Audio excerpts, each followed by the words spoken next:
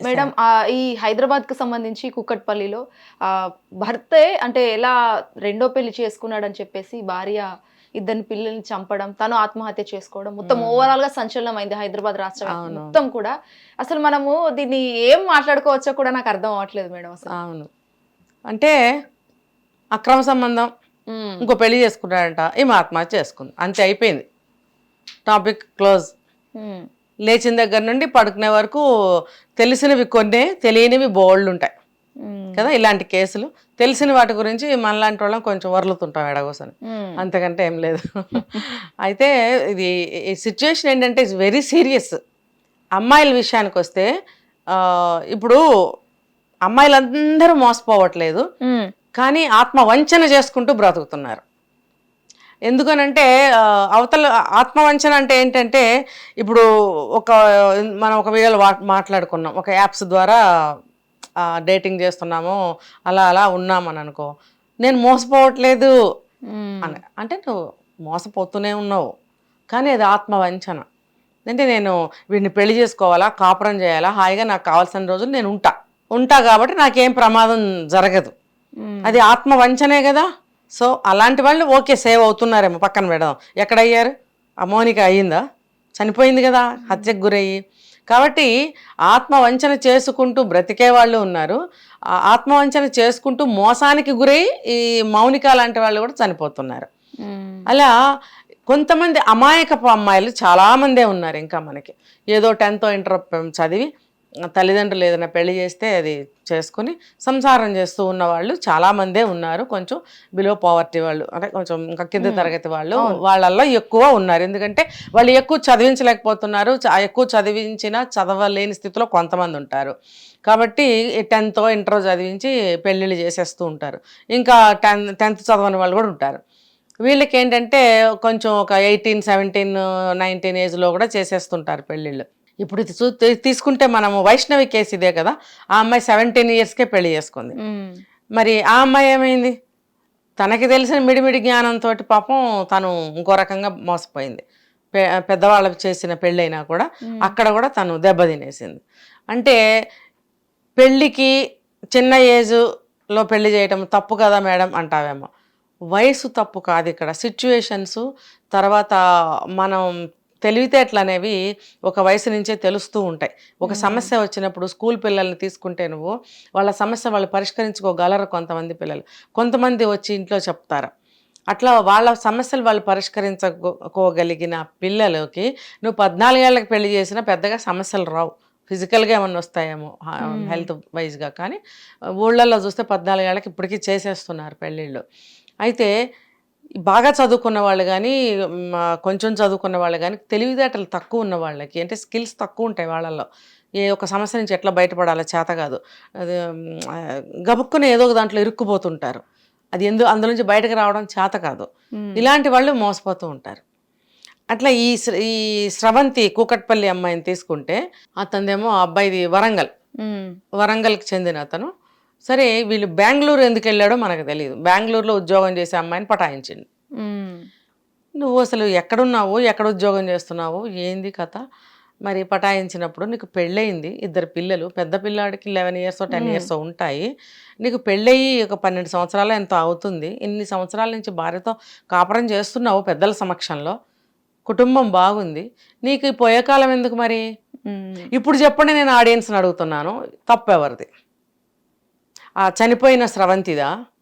హత్య ఈ ఈ భర్తదా? హ్మ్. ఆడియన్స్‌కి ఏస్తున్నాను నేను ప్రశ్న. ఇప్పుడు అంటారు, నెక్స్ట్ అంటారు, మీరు అతన్నే అంటున్నారు, ఆ అమ్మాయిని ఏమనట్లేదు.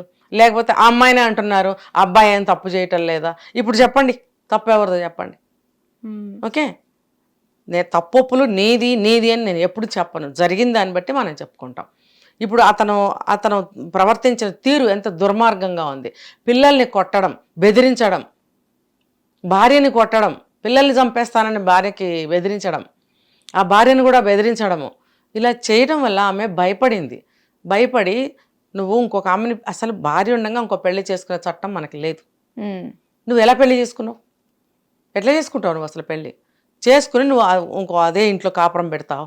ఈమె అక్కడ కాపురం చేయవలసిన ఇల్లు, 2 పిల్లలు, భర్త, నాది ఆ ఇల్లు, నా సంసారం.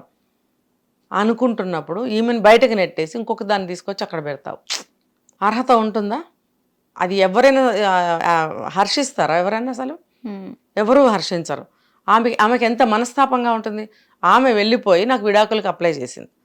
విడాకులకు అప్లై చేస్తే ఏం చేయాలి? వీడు భరణం ఇవ్వాలి కదా, ఇంకా చాలా ఉంటాయి.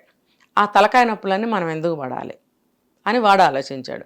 ఈమె వెళ్ళిపోయిన తర్వాత స్ట్రీట్ ఫుడ్ అంటే బయట అమ్ముతారు కదా బండ్ల మీద, అక్కడ ఫుడ్ టిఫిన్ కానీ ఏదైనా భోజనం కానీ అది తీసుకొచ్చి పిల్లలకి పెట్టి గడుపుతుంది రోజులు. అంటే ఈ లోపల వాళ్ళకి స్కూలు చదువు అంతా నేల నాకేసింది కదా. చదువులు ఉండవు, ఇంకా ఆమె ఎక్కడ ఉంటుందో తెలియదు. ఒక రూమ్ అద్దెకి తీసుకుందేమో కొంచెం డబ్బులుంటే, ఈ లోపల రోడ్డు మీద ఫుడ్ తీసుకొచ్చి పిల్లలకి పెట్టడం, తను తినడం.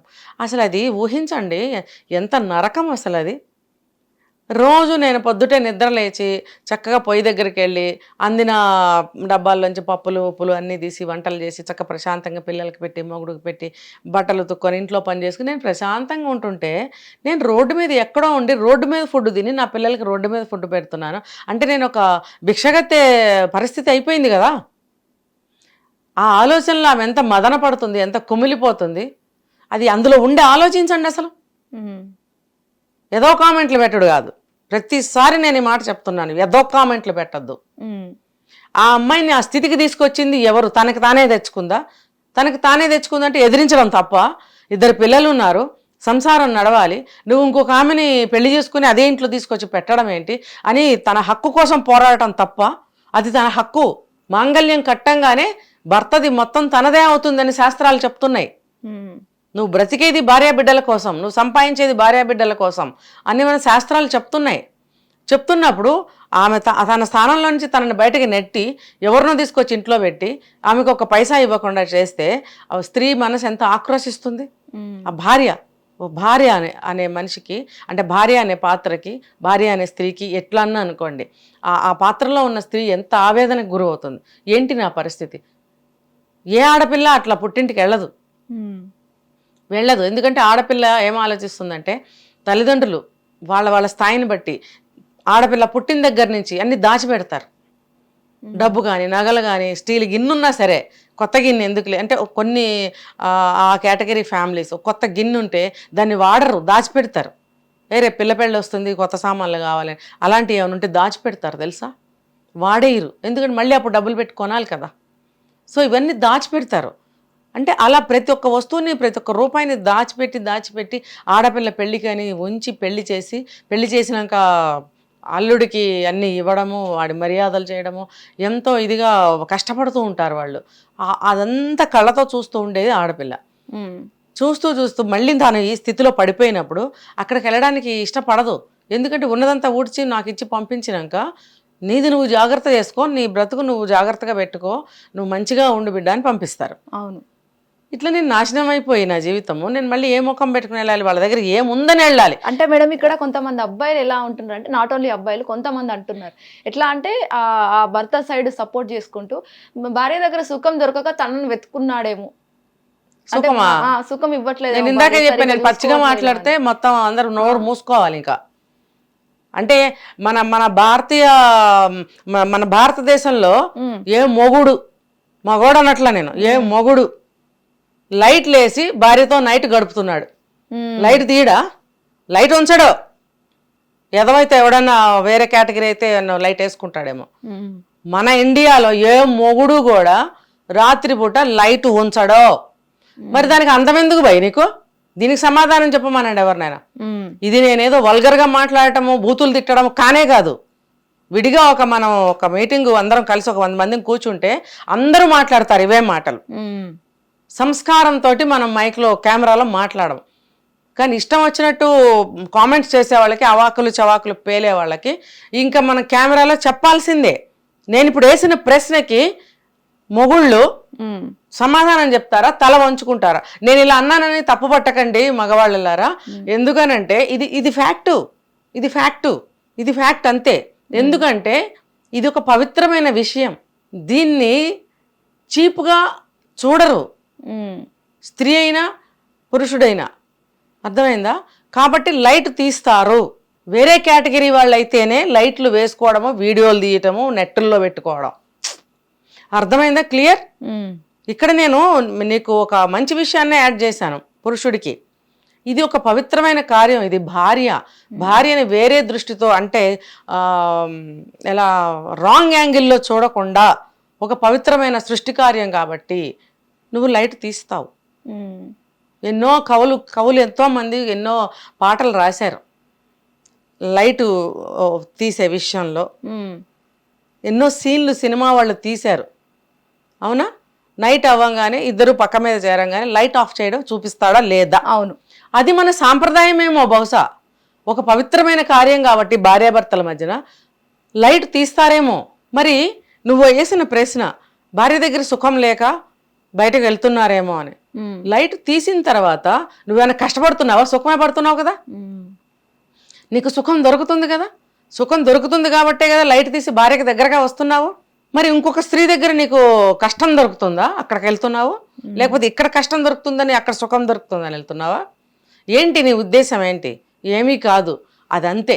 అదొక తాగేవాడికి ఎందుకు తాగుతున్నావు అంటే వాడు చెప్పడు. దానికి ఏం రీజన్ ఉండదు. ఫస్ట్ టైం ఏదో అలవాటు పడతాడు, ఇంక అదే పనిగా తాగుతూ ఉంటాడు. ఇది కూడా అంతే, దీనికి ఏమి రీజన్ ఉండదు, అంతే. లేదా వాడు హార్మోన్స్ ఏమైనా డిస్టర్బెన్స్ బాగా ఎక్కువ చేస్తున్నాయేమో తెలియదు. దానికి హార్మోనల్ ట్రీట్మెంట్ కూడా తీసుకోవచ్చు అతిగా ఉంటే.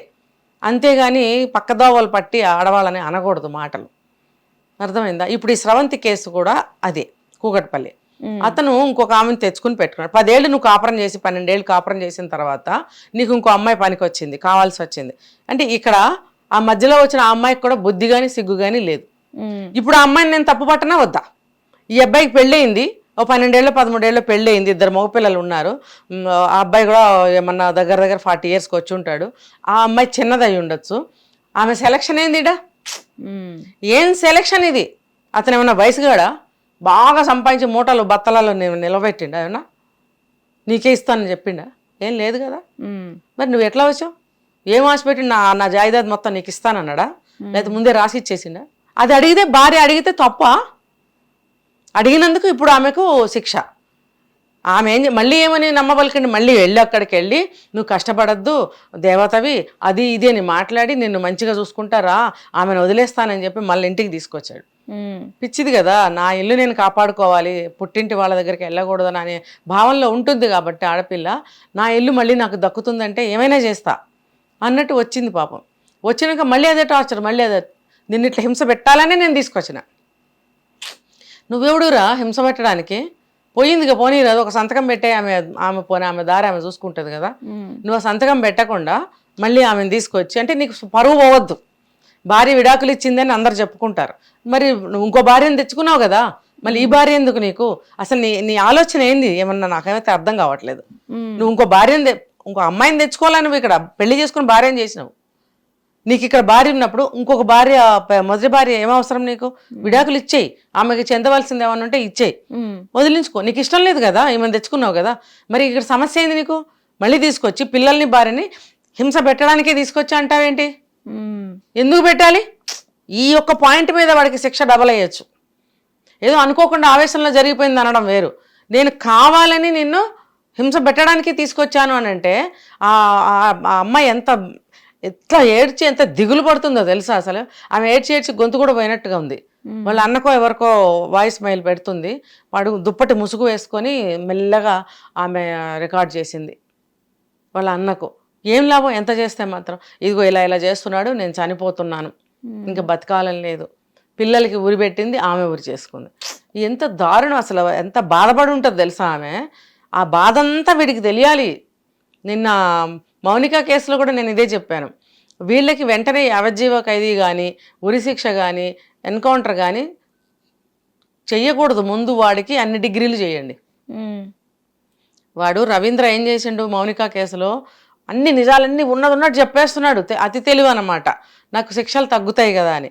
ఎందుకంటే వీళ్ళకి ఇంట్రాగేషన్లో చాలా శిక్షలు చేస్తారు వీళ్ళకి కదా. కొట్టడము, తర్వాత ఫుడ్ పెట్టకపోవడము, ఏదో 3rd డిగ్రీలు చేయడం, ఇవన్నీ ఉంటాయి వాళ్ళ స్టైల్లో. అవన్నీ తప్పుతాయి అన్ని నిజాలు చెప్పేస్తే. కానీ వీళ్ళకి ఏంటంటే నిజాలు చెప్పినా కూడా వీళ్ళకి అవన్నీ చేయమని చెప్తున్నా నేను. ఎందుకంటే ఆ అమ్మాయిల్ని ఎంత హింస పెడుతున్నారో మానసికంగా కానీ శారీరకంగా కానీ భవిష్యత్తు లేకుండా ఎలా చేస్తున్నారో ఈ నొప్పంతా వాళ్ళకి తెలియాలంటే ఒక్కసారి ఊరేస్తే ఎట్లా కుదురుతుంది? యావజ్జీవం వేస్తే జైల్లో హాయిగా తిని బొబ్బుంటారు కదా, అట్లెందుకు పడుకోవాలి? వాడు కండ నొప్పి భరించాలి. వాడు ఆ భరించాలంటే మీరు స్టేట్మెంట్లు తీసుకుని రిమాండ్కి పంపుతారా? వాడికి అన్ని డిగ్రీలు చేయండి. ఆ డిగ్రీలు ఏంటో నాకు తెలియదు, క్షమించాలి. మీరు ఉన్న అవన్నీ ఉపయోగించండి, వాడి హోనం చేయండి వాళ్ళు బాగా. తర్వాత ఊరేస్తారా, ఎన్కౌంటర్ చేస్తారా? యావజ్జీవం మాత్రం వేయకండి. చట్టాలు ఎన్నో మార్చారు, ఇవి మార్చలేరా? ఒక మంచి వాళ్ళు బలైపోతున్నప్పుడు ఒక మంచి కోసం మీరు ఒక చట్టాన్ని మార్చలేరా? యావజ్జీవం వేయకూడదు ఇలాంటి వాళ్ళకి. జైళ్ళు ఎక్కడ ఖాళీ ఉన్నాయి? అంటే మేడం ఇలాంటివి ఎన్ని జరిగినా కూడా ఇమీడియట్ గా రెస్పాండ్ లేకుండా అండ్ ఆల్సో ఇమీడియట్ గా వాళ్ళని ఏం చేయకుండా ఇవన్నీ ఇండియాలో మాత్రం అంటే అహింసా మార్గం, అహింస. ఇప్పుడు సాక్షాత్ భగవంతుడే ఏం చెప్తున్నాడు, శ్రీకృష్ణుడు కూడా భగవద్గీతలో ఏం చెప్పాడు? అధర్మాన్ని ఒక ధర్మం కోసం అధర్మాన్ని అధర్మంతోనే గెలవాలి. కొట్టినోడిని కొట్టాల్సిందే, చంపినోడిని చంపాల్సిందే. దేనికి? ఒక ధర్మం కోసం. అర్థమైనా? ధర్మ సంస్థాపన కోసము అధర్మాన్ని అధర్మంతోనే, అంటే ఇంకా చెప్పాలంటే ముళ్ళుని ముళ్ళుతోనే అంటారు కదా, అది ఉంది కదా మనకి. అది చెప్పారు, ఇది చెప్పారు. చెప్పినప్పుడు మీరు ఎందుకు ఇంకా పాత సాంప్రదాయాన్ని కొనసాగిస్తున్నారు? ఎవరు అడిగారని మీరు చట్టాల్లోకి యాప్లన్నింటినీ అనుమతించారు? ఎవరు అడిగారని ఏదో చట్టాలన్నీ తీసుకొచ్చారు? చెప్పండి, అవసరమా?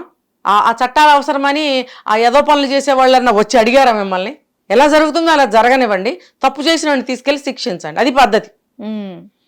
కొత్త చట్టాలు మిమ్మల్ని ఎవరు చేయమన్నారు? రోజుకు ఒక కొత్త చట్టం, ఉపయోగం లేని చట్టం, సమాజం ఇంకా కుటుంబం ఇంకా సర్వనాశనం అయ్యే చట్టాలు వస్తున్నాయి. ఇవన్నీ అవసరం లేదు. ఒక మంచి కోసం మంచి చట్టం చేయండి, దానికి అందరూ కూడా సంతోషిస్తారు. కొన్నైనా నేరాలు ఆగుతాయి. Right, thank you so much madam. Right. Hit TV app, ఇందులో short news, live news, entertainment shows, movies, digital magazines తో పాటు మీ జిల్లా వార్తలను కూడా ఫ్రీగా చూడొచ్చు. ఇంకెందుకు ఆలస్యం? వెంటనే హిట్ టీవీ యాప్ ని డౌన్లోడ్ చేసుకుని ఫ్రీగా ఎంటర్టైన్మెంట్ పొందండి. Hit TV app. Hit TV app. Please download hit TV app. Hit TV app ని ఫ్రీగా డౌన్లోడ్ చేసుకుని ఎంజాయ్ చేయండి. మీకు నచ్చిన ఎంటర్టైన్మెంట్ కోసం హిట్ టీవీ యాప్ ని ఫ్రీగా డౌన్లోడ్ చేసుకుని ఎంజాయ్ చేయండి. హిట్ టీవీ యాప్ ని డౌన్లోడ్ చేసుకుని ఆస్వాదించండి, ఆశీర్వదించండి. ఇంతమంది సెలబ్రిటీలు హిట్ టీవీ యాప్ ని డౌన్లోడ్ చేసుకోండి అని చెప్తున్నారంటే ఎంత మంచి యాప్ ఆలోచించండి. అమెరికాలో చదవాలనుకునే వాళ్ళకి విశ్వసనీయమైన పేరు మన శౌర్య కన్సల్టెన్సీ. UK లో 1 year masters, 2 years work permit up to 5 years visa. Contact Saurya Consultancy. Contact 89851 89851.